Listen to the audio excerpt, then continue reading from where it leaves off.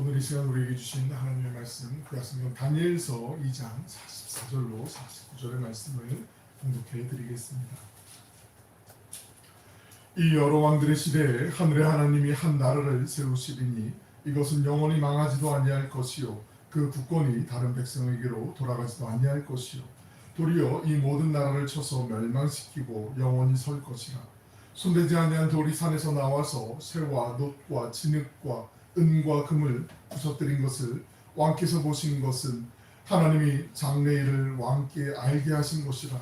이 꿈은 참되고 이 해석은 확실하니이다 하니 이에 느부갓네살 왕이 엎드려 다니엘에게 절하고 명하여 예물과 향품을 그에게 주게 하니라.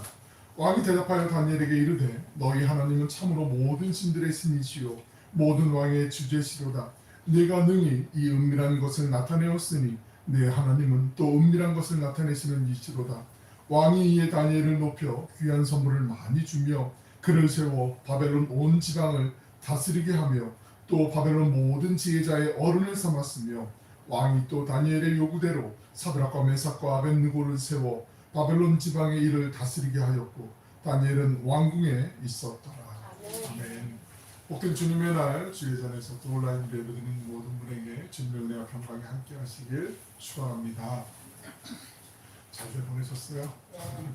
어젯밤에 바람도 많이 불고 또 덥기도 하고 참 날씨가 또 비가 막 난리가 온 나라 난리가 아닌데 이쪽만 비가 안 온다고 해서 우리가 그 입구에 있으면 안 되잖아요. 기도할 것도 많고 우리 성도님 기도해 주신 것처럼 온 세계가 정말 기후의 재앙, 전쟁과 기근과 가난과 또 빈부간의 격차와 여러 가지 일어나는 많은 일들이 정말 우리가 더 기도해야 될 때에는 하나님께서 보여주시고 또 우리의 삶으로 우리 잘하시지만 그래도 하나님이 기뻐하시는 실천적인 삶을 살아가는 삶의 예비자로 정말 살아야 되는 때가 아닌가 다시 한번 또 바라보게 됩니다.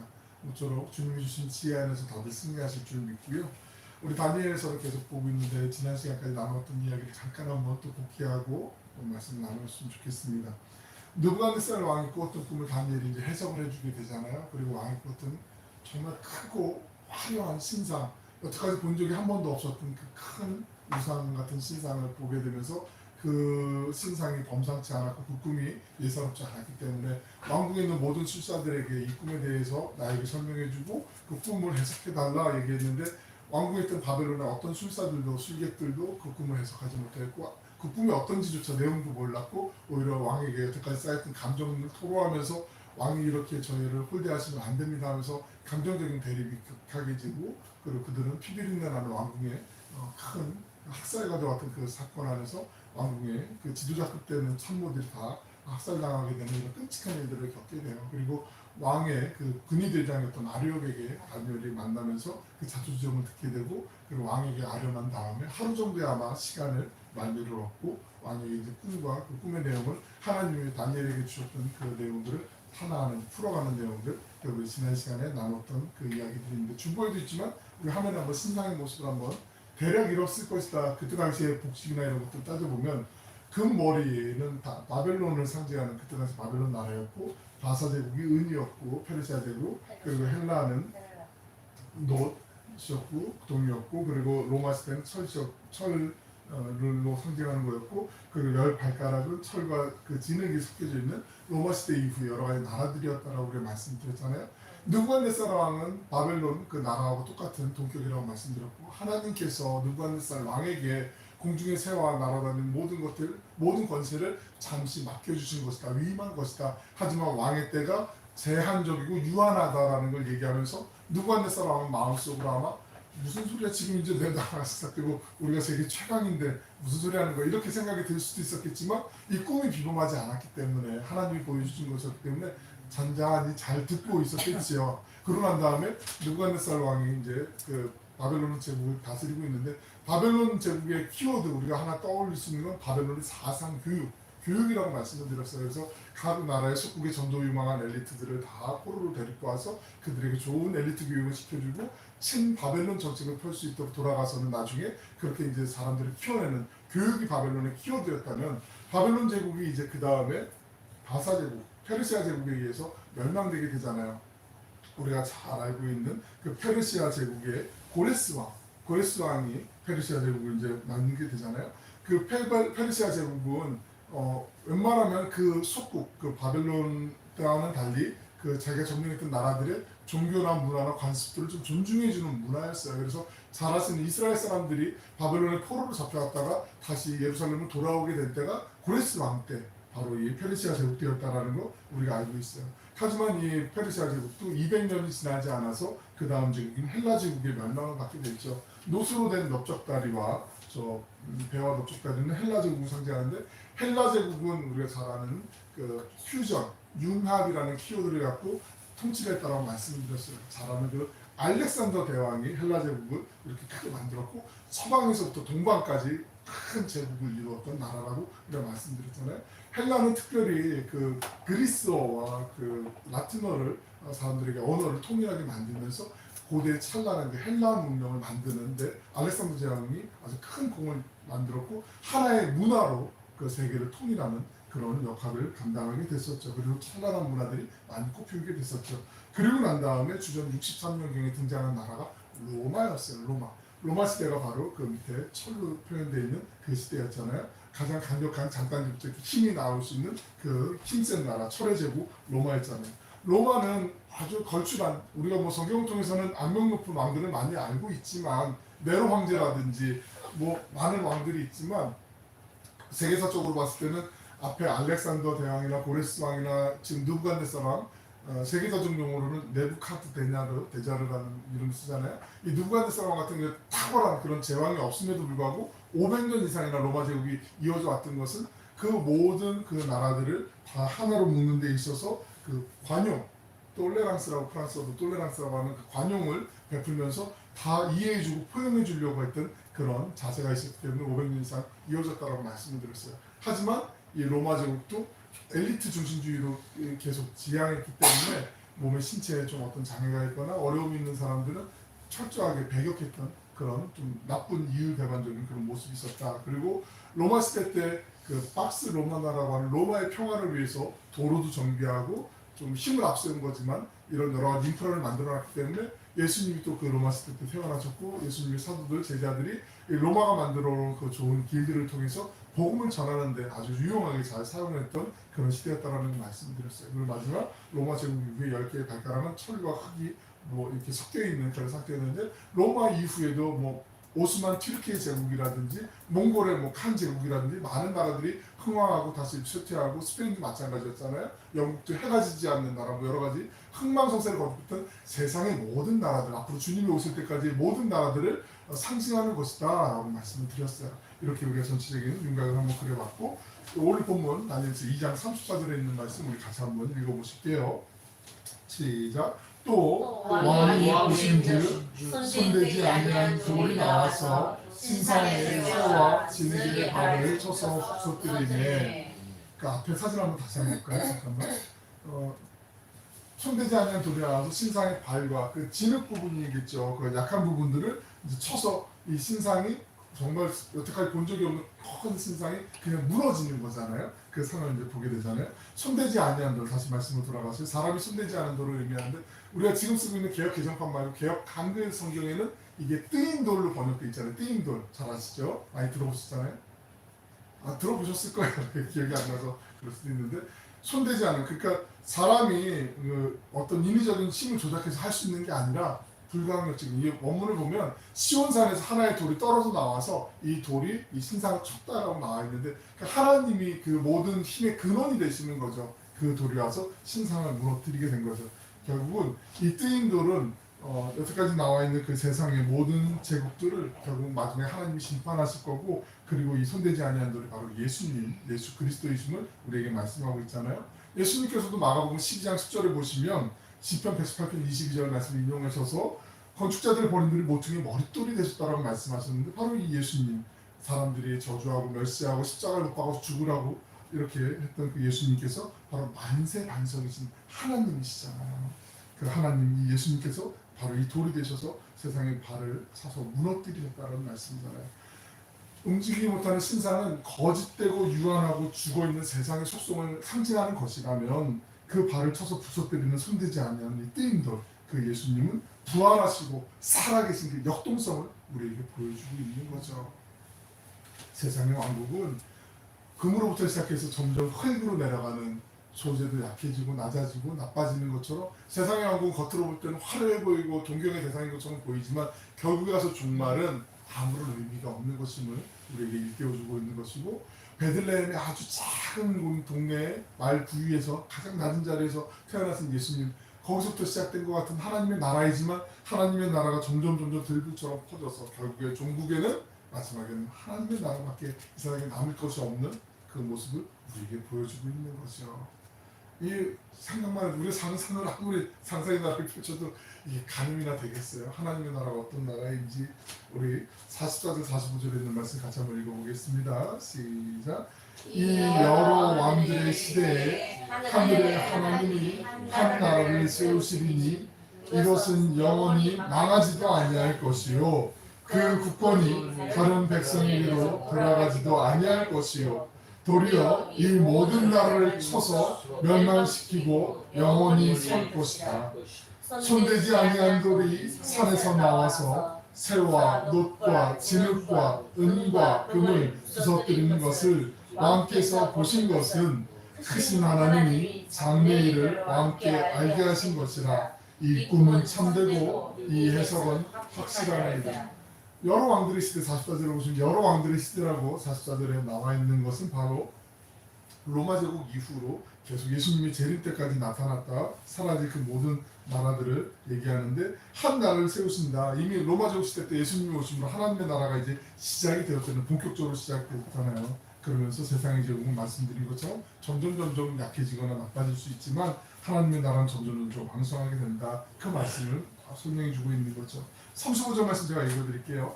그때 새와 진흙과 놋과 은과 금이 다 부서져 여름 타작마당에 겨와같이 되어 바람이 불려간 곳이 없었고 우상을 친 돌은 태산을 이루어 온 세계에 가득하게 되었나이다. 우상을 친 돌은 태산을 이루어 온 세계에 가득하게 될 것이다. 이 신상을 무너뜨린 예수님은 궁극적으로 승리를 우리에게 주실 것이고 하나님의 나라를 완성하실 것이며 지금도 통치하고 다스리시지만 온 우주를 하나님의 섭리 안에 다스리시는 거죠. 세상의 제국은 흔적도 없이 다 사라질 것임을 우리에게 말씀하시고 예수 그리스도의 이름을 부르는 사람들만이 가득하게 될 것임을 말씀하고 있잖아요. 잘 아시는 말씀, 좋아하시는 말씀, 요한계시록 우리 7장 9절 10절 말씀 같이 한번 읽어보실까요? 시작. 이 일 후에 내가 보니 각 나라와 족속과 백성과 방언에서 아무도 능히 셀 수 없는 큰 무리가 나와 흰옷을 입고 손에 종려가지를 들고 보좌 앞과 어린 양 앞에 서서 큰 소리로 외쳐 이르되 구원하시니 보좌에 앉으신 우리 하나님과 어린 양에게 있도다 하니. 아멘. 이 대목에서 우리 하나 꼭 기억하시고 질문을 던져볼 필요가 있는 게 있어요. 나는 정말 그 예수님을 믿는가? 구원하심이 보좌에 앉으신 어린 양과 우리 하나님께만 있습니다. 결국 세상의 마지막 순간에 이 세상의 나라는 심판은 누구도 피할 수 없는 것이고 개인적인 심판뿐만 아니라 국가적인 심판도 피할 수 없는 것일진데 우리가 그 하나님은 그 예수님을 진정으로 나의 구주로 믿고 살아가는가? 주님은 나의 선한 목자가 되십니다. 내 삶을 보니까 이게 선하지 않은데 하나님 그래도 나 선한 목자 맞아요? 물어볼 수는 있죠. 반문할 수는 있죠. 따지듯이 대들 수는 있죠. 자녀들이 부모님께 대드는 것 당연한 상 아니에요? 왜 안 해줘요? 자꾸 해서 정말 짜증나게 이럴 때가 많잖아요. 하지만 그 모든 짜증과 그 모든 대듬도 하나님이 다 포용해 주시고 수용해 주시고 우리에게 가장 선한 길로 복된 길로 인도해 주시잖아요. 그 주님 앞에 정말 그 주님이 나의 주님이 맞는지 우리가 그냥 더불어서 분위기에 따라서 아멘하는 게 아니라 정말 주님 나의 정말 선한 목자 되신 주님이십니다. 나의 구원자이십니다. 이 믿음을 다시 한번 이럴 때마다 한번 체크하시고 가셔야 돼요. 다른 걸 팩트 체크할 게 아니라 주님이 나의 주님이시면 고백하며 가는 거, 이게 정말 중요한 거잖아요. 그리고 또 한 가지, 결국엔 우리는 심판 앞에 자유로울 수 없는데 우리 정말 우리에게 주신 시간, 우리에게 주신 이 상황 가운데 때를 어떤지 못했든지 주님을 전하는 것이 얼마나 소중한 것인지 우리가 다시 한번 또 마음에 온 맴새도 단정히 하고 그 마음에, 이건 부담감이 아니에요. 내가 느끼는 부담감인데 주님이 하실 거기 때문에 부담 안 하고 주님께 내가 숟가락만 얹으면 돼요. 그럼 주님이 하세요. 그냥 멍에를 하나님이 쉽고 가벼운 멍에를 주실 거기 때문에 그냥 내가 살짝 올리는 척 하시면 그냥 하나님이 갖고 가시는 아멘. 거잖아요. 다니엘은 이 하나님이 주신 감동으로 느부갓네살의 같은 꿈을 그대로 설명해주고 또 해석도 다 해줬어요. 하나님 그 은혜 안에서 느부갓네살이 생각했던 거하고는 도저히 가늠할 수 없는 정말 훨씬 크고 원대한 하나님의 계획이었던 거죠. 바벨론이 영원할 줄 알았는데 바벨론이 유한하다라는 거 거기에 정말 어떻게 공감했을지 모르지만 바벨론 못지않은 많은 강대국들이 일어났다가 다시 쇠퇴할 것이고 또 일어났다가 쇠퇴할 것이고 이 흥망성쇠를 얘기하고 있는 것이죠. 아마 다니엘이 꿈에 해석해 줬을 때 느부갓네살을 비롯한 그 왕의 궁정에 있는 많은 고관들이 그 꿈을 다 이해하지 못했을 것 같아요. 그런가 그렇게 얘기하니까 그런가 보다 하는 거지 보질 않았는데 이거 어떻게 알아 겪어보질 않았는데 어떻게 믿어 이렇게 얘기하는 사람이 있을지도 모르겠지만 그런 일단 이 신기한 꿈을 왕이 직접 꾸었기 때문에 왕은 적어도 그 앞에서 확신감을 갖고 아마 철저하게 아마 바라보고 있었을 것 같아요. 그리고 아마 다니엘을 통해서 다니엘의 입을 통해서 하나님의 해석해 주신 그 모든 것들을 보고 모든 사람들이 분위기가 아마 압도되었을 거예요. 정말 이건 뭐 어쩔 수 없는 압도됨이 있었죠. 46절 한번 같이 읽어보실게요. 시작. 이에 느부갓네살 왕이 엎드려 다니엘에게 절하고 명하여 예물과 향품을 그에게 주게 합니다. 한번 생각해 보세요. 느부갓네살 왕이 엎드려 다니엘에게 절하고 느부갓네살도 현재 왕사가 30대 초반이거든요. 다니엘이 이때 나이가 낭랑 18세, 방년 18세였단 말이에요. 18살. 왕이 느부갓네살하고 여태까지 누구 앞에 무릎을 꿇어본 적이 없는 사람이었단 말이죠. 그런데 왕이 넋주 절하고 있는 거예요. 이건 엄밀하게 보면 다니엘에게 절한다기보단 다니엘에게 이렇게 통찰력을 주시고 이 지혜를 주셨던 하나님께 대신해서 절하는 거라고 보시는 게 맞아요. 다니엘이 인사 잘한다 이게 아니라 하나님께 나도 같이 경배 올려드립니다. 이렇게 지금 하는 장면이라는 거죠. 근데 아무리 그렇다고 해도 저 변방에 아주 작은 그때 당시 유다의 작은 나라에 포로로 끌려왔더니 애송이한테 절을 한다는 게 아마 주변에 있는 참모진들이 볼 때는 왕이야 이건 아니 간단하게 악수 한번 아니 목례 정도 막 이랬을 것 같은데 마음속으로는 지금 막 다니엘에게 이렇게 하나님 앞에 온전히 절하는 거죠. 느부갓네살 왕이 다니엘에게 항복한 게 아니라 다니엘이 하나님 앞에 완전히 항복한 것. 다니엘은 아무런 배경도 없었어요. 뭐 주변 누가 봐줄 사람도 없었어요. 근데 온전히 하나님을 섬겼기 때문에 최고의 권력자의 절을 받게 된 거죠. 하나님께서는 하나님을 높이는 자를 높여주시잖아요. 잘하시는 잠언 4장 8절에 있는 말씀 같이 한번 읽어보실까요? 시작. 그를 높여라. 그리하면 그가 너를 높이리라.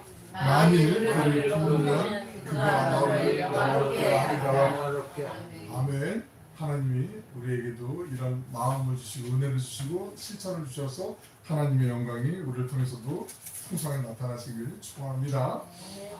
느부갓네살 왕은 다니엘에게 예물과 향품도 주셨어요. 이게 예물과 향품을 줬구나, 선물을 많이 했구나 이게 아니라 이때 당시의 관습으로 보면 내가 정복을 당했는데 그 나를 정복한 그 왕에게 곡물처럼 뇌물처럼 바치는 거였단 말이에요. 이게 그러니까 그리고 나서 다니엘에게 또 계속 말을 하는데 47절 말씀 읽어드릴게요. 왕이 대답하여 다니엘에게 이르되 너의 하나님은 참으로 모든 신들의 신이시요 모든 왕의 주지시로다. 내가 능히 이 은밀한 것을 나타내었으니 내 하나님은 또 은밀한 것을 나타내시는 이시로다. 느부갓네살은 하나님을 모든 신들의 신이라고 얘기해요. 모든 신 중의 신. 근데 우리가 신들 가운데 최고라고 말하는 거지 이게 아직 느부갓네살이 하나님을 영접했다 이건 아니에요. 왜냐하면 나중에 또 말씀이 나오지만 느부갓네살이 자기의 공격을 지켜 세우고 막 자랑하고 싶어갖고 여보라 나를 닮은 우상 하나 만들어라, 큰 신상 하나 만들어라 이렇게 나중에 이제 나오게 되거든요. 그러니까 아직 뭐 하나님을 인격으로 만나거나 이런 건 아닌데 많은 그 바벨론의 신 이런 몇 번 말씀드렸잖아요. 바벨론은 벨이라고 하는 신을 섬겼다고 말씀드렸잖아요. 벨. 근데 그 신들보다 더 센 신이 하나님이시구나. 내가 인정. 이건 인정. 요 정도 차원이라는 거죠. 그래도 그 믿지 않는 사람에게서 모든 신들의 신이시오 정도 나온 거니까 어느 정도 꽤 진보를 이런 상황인 거는 틀림이 없죠. 왕은 다니엘에게 약속한 큰 보상을 해주죠. 48절 말씀 같이 읽어보겠습니다. 시작. 왕이 이에 다니엘을 높여 귀한 선물을 많이 주며 그를 세워 바벨론 온 지방을 다스리게 하며 또 바벨론 모든 지혜자의 어른을 삼았으며.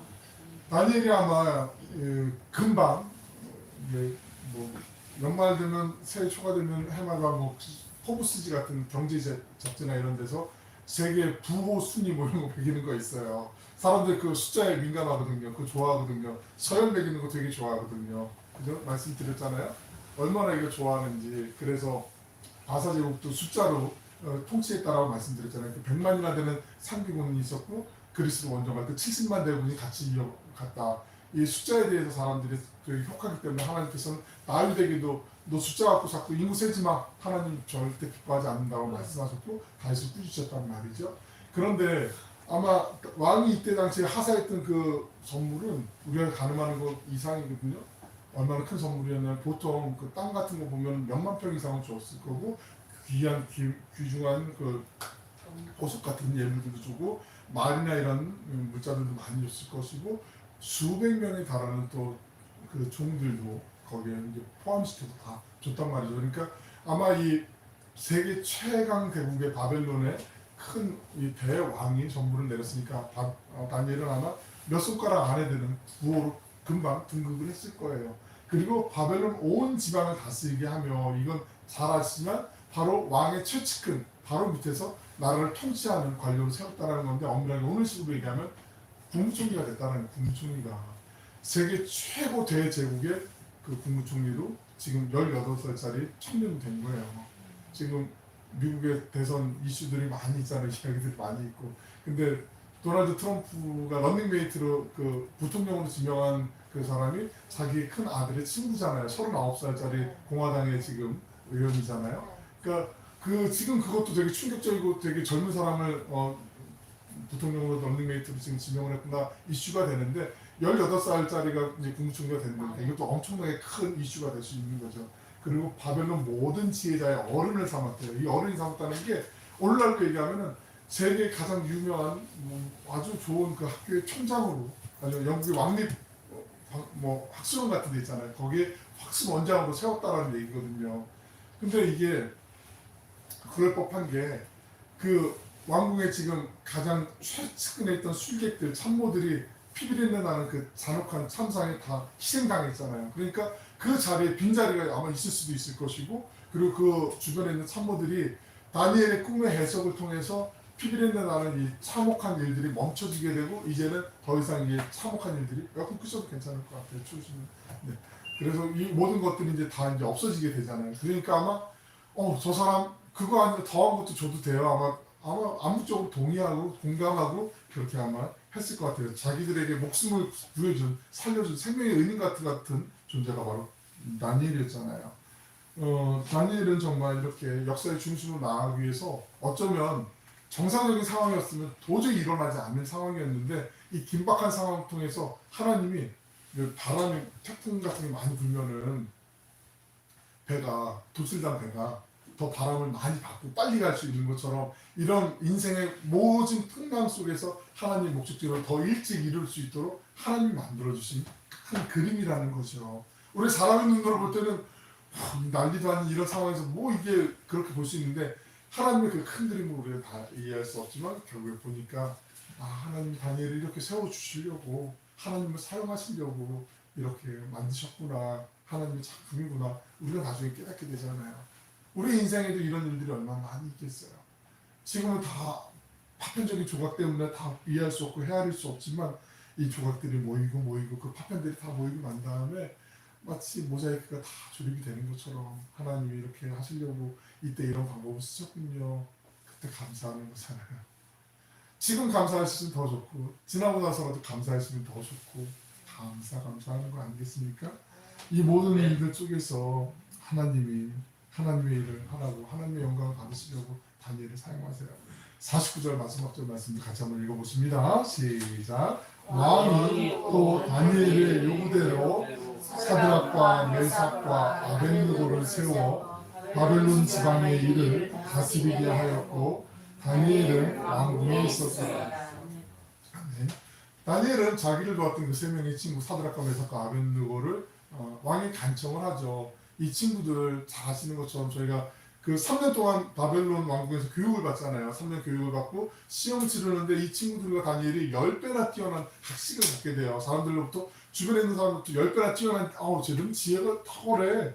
도저히 제대로 안 뽑고서는 어떻게 할 수가 없어 싶을 정도로 탁월한 지식을 보이니까 지혜를 보이니까 뽑을 수밖에 없었던 거를 다시 한번 아마 각인시켰을 것 같아요. 다시 한번 회상할 수 있도록 복귀를 시켰을 것 같아요. 그러고 난 다음에 이 친구들이 정말 인재입니다. 왕님께서 등용하신다면 아마 이 바벨론을 다스리는데 크게 힘을 받으실 겁니다. 아마 간언을 했을 거예요. 정말. 그리고 이게 어찌 보면 인사청탁이잖아요. 나쁜 관점으로 보면. 근데 이거는 혈연 지연 학연에 뭐 이끌리는 인사청탁이 아니라 정말로 필요한 인재를 적지적소에 만들어야 되기 때문에 이때 당시 바벨론 제국이요 엄청나게 큰 면적을 갖고 있었단 말이죠. 그러니까 각 지역마다 그 지역을 다스리는 장관 같은 오늘 지금 우리 식으로 얘기하면 도지사 같은 뭐 시장 광역 단체장 같은 그런 사람들이 필요했잖아요. 근데 아마 이 사드락과 메삭과 아벤느고가 그 주요한 지역에 우리 식으로 얘기하는 아주 큰 정말 중요한 지역에 거기 중요한 자리에서 일을 감당했을 것이고 다니엘은 중앙에서 총리하면서 컨트롤 타워 역할을 했을 거예요. 그래서 잘 조율하고 어디에 어떤 일이 있을 때 거기서 좀 누가 힘을 보태주고 이런 참 역할을 해서 나라를 정말 국정을 잘 탄탄하게 이어가는 그 운영을 했을 거란 말이죠. 다니엘과 세 친구는 아마 물리적으로는 좀 거리적으로는 떨어져 있었을지 모르지만 서로 잘 연결하면서 하나님을 믿는 신앙의 기본이 되니까 기도하는 게 바탕이 되니까 그 속에서 서로를 위해서 기도하며 서로를 위해서 열심히 협력하며 생각하는 그런 아름다운 모습을 계속 이끌어 갔을 거예요. 이게 정말 소중하잖아요. 우리 믿음의 등록자들끼리 네트워크가 잘 되는 것도 중요하고 서로를 위해서 기도하면서 또 끊임없이 또 관심을 갖고 서로 약한 부분이 있을 때 또 더 집중해서 기도하고 또 서로 이렇게 도울 수 있는 만큼 또 나눌 수 있는 만큼 또 하는 것 이게 정말 아주 소중한 것을 어쩌면 모범으로 좀 하나님이 보여주시는 것 같다 그런 생각을 또 가져보게 됩니다.